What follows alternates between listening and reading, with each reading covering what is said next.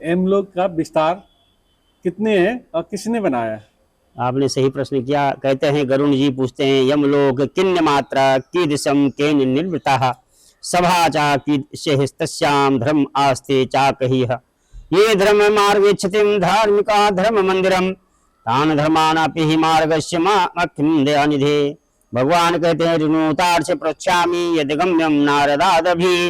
अनेक प्रकार प्रश्न करके उसका उत्तर भगवान विष्णु कहते हैं, तदत्तहर्मा नगरम दिव्यम महापूर्णे वाप्ते यामन कृतम आधे पुरम बेसहिता सर्ववज्रमयम दिव्यमध्यम ततः सुरे। भगवान गरुड़ जब प्रश्न करते हैं, धर्म का राज का जो नगर है वो कितना बड़ा है, क्या विस्तार है, कैसे है, तो गरुड़ जी से भगवान नारायण कहते हैं, इसका जो विस्तार है बहुत बड़ा है और इसका संचार जो है अनेक प्रकार से सुहावना है।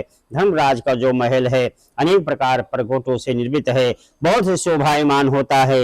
वहाँ अनेक प्रकार की जो है सुख शांति है। धर्मराज की सभा में किसी प्रकार का कष्ट नहीं है और वहाँ अनेक प्रकार पंछी गुंजायमान करते हैं और इनको विश्वकर्मा भगवान ने बहुत ही विधिवत बनाया है।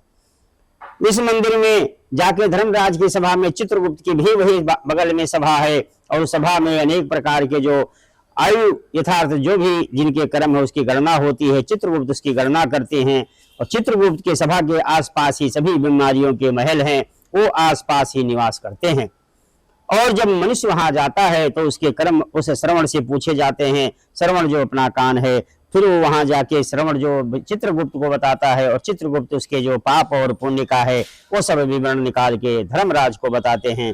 धर्मराज फिर उसके जो कार्य हैं, उसके जीवन का निर्णय है, उसको आगे बढ़ाते हैं और कहते हैं, जो तुम्हारा ये कार्य है, तुमने जो किया उस हिसाब से तुम्हारे को आगे जगह मिलेगी। पुण्य किया तो भगवान के कहते धर्मात्मा पुरुष है, कुछ काल धर्मराज की सभा में रहता है, उसके बाद प्रभु के पद में जाता है और कुछ काल वो भोग कर और अनेक प्रकार वहां रहने के बाद जब 84 लाख योनि पूरी होती है तो दोबारा मनुष्य तन पाकर अच्छे कुल में जन्म लेता है, धर्मात्मा बनता है, धन संपदा से युक्त होता है और उसके जीवन में अनेक प्रकार के खुशहालियां होती हैं। जय सिया राम। जय श्री राम।